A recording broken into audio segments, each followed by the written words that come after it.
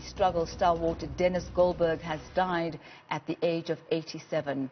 Also joining us on the phone line now is Nic Wolpe, founder and CEO of Liliesleaf Farm, and he is the son of struggle lawyer Harold Wolpe.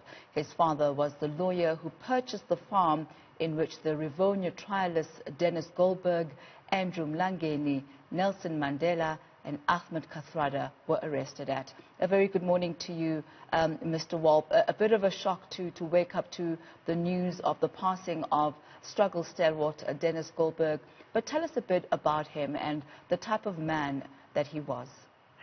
Good morning to you and good morning to your viewers. It is a very, very sad day. It's a sad day, firstly, on a number of occasions. It just goes to show that we're now down to very few people of that era and ilk, of that unique, wonderful generation of struggle icons who struggled for a better South Africa. But Denis was a really wonderful man. He was a person who had such a powerful character. He was still extremely determined. He never lost any of his fight, any of his commitment or dedication and determination to ensure that the ideals of the struggle were realized. To the bitter end, he continued to voice and express and challenge the current trajectory that South Africa was on. But he also had a wonderful, wonderful sense of humor. I mean, if I could recall the anecdotal story of the Rivonia trial reunion that I put on in 2001. It was his first return to South Africa, and it's his first return to Liliesleaf following his arrest on the 11th of July 1963. And we were walking through the house. This is before the Liliesleaf Trust had been formed and the project kicked off, so we were just in the main house. And there was a picture on the wall, and he stood there looking at that picture for maybe 10 seconds, and I was expecting something very powerful to come out of his mouth. And he turned to me and looked at me and said, "See, there's my combi." That was it. Nothing else. This is the first time he'd returned to Liliesleaf since his arrest in '63. He was looking at a historical image of the farm, and the only thing he could focus on was he pointed to the picture and said with such glee and such gusto, "Look, there's my combi." So he had that sense of humor, that sense of irony as well.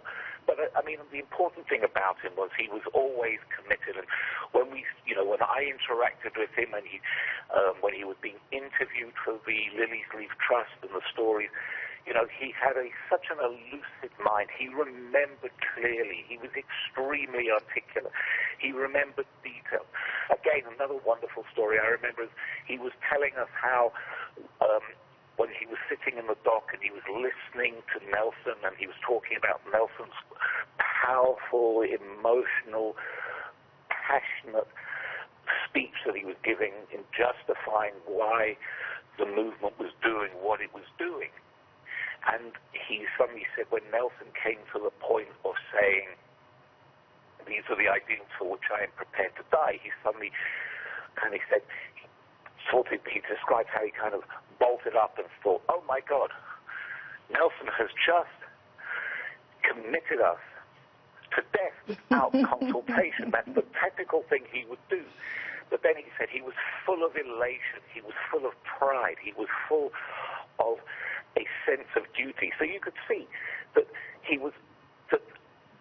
by saying that, he articulated how much the struggle meant to him and how far he was willing to go. And such resolve in that, and clearly a man of great humor as well as great character. If you could take us through perhaps the day of his arrest at Lily's farm. Okay, so he, on the day of the arrest, had gone to pick up, again, in his combi. I suppose that's why he made such a meal about his combi on the return to Liliesleaf on the 16th of December 1961. 2001, beg your pardon.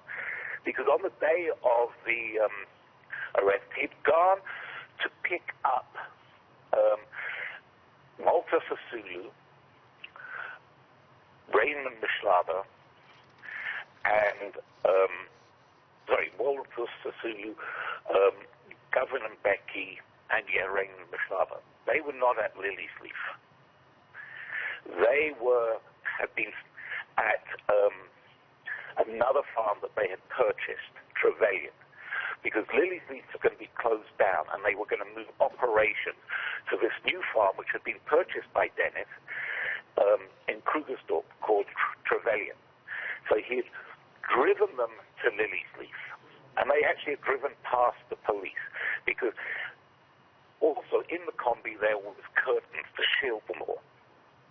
And he drove in, he parked the combi, they got out, he went into the main house because he wasn't actually part of the meeting that was taking place in the thatched cottage. And he was sitting in the lounge reading a book on the atom bomb, Brighter Than a Thousand Suns.